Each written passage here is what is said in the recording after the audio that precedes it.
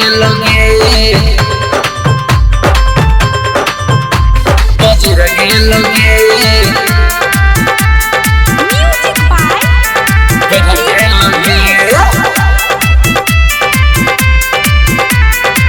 चोली के संग दोनों बढ़ गेलोगे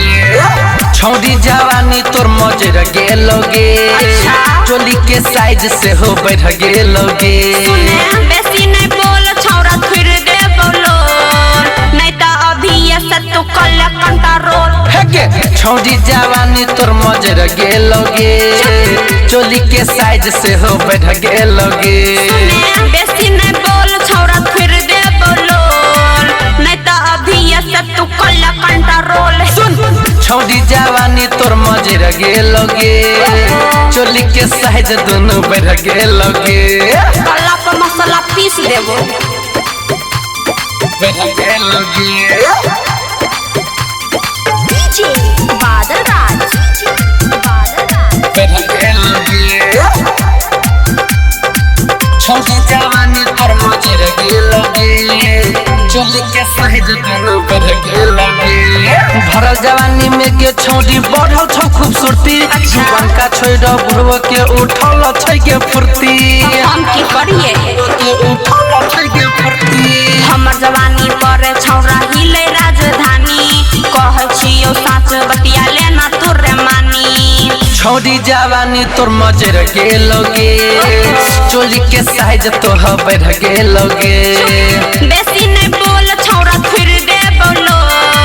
नहीं तो अभी ये सब तो कल कंट्रोल हेगे छौरी जवानी तोर मजर गेलोगे चोली के साइज दोनों बढ़ गेलोगे तो तोरा के छाती फटे छौ बढ़ गेलोगे डीजे बादल राज बढ़ गेलोगे छौरी जवानी तोर मजर गेलोगे चोली के साइज दोनों बढ़ गेलोगे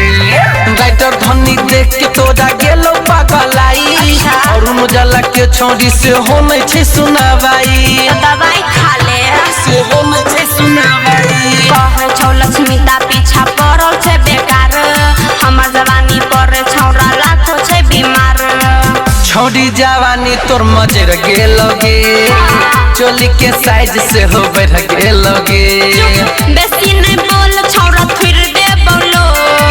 नहीं तो अभी ये सब तू कल कंट्रोल हेगे छौरी जवानी तोर मजर गेलोगे चोली के साइज दोनों बढ़ गेलोगे ये कहाँ पर है बोले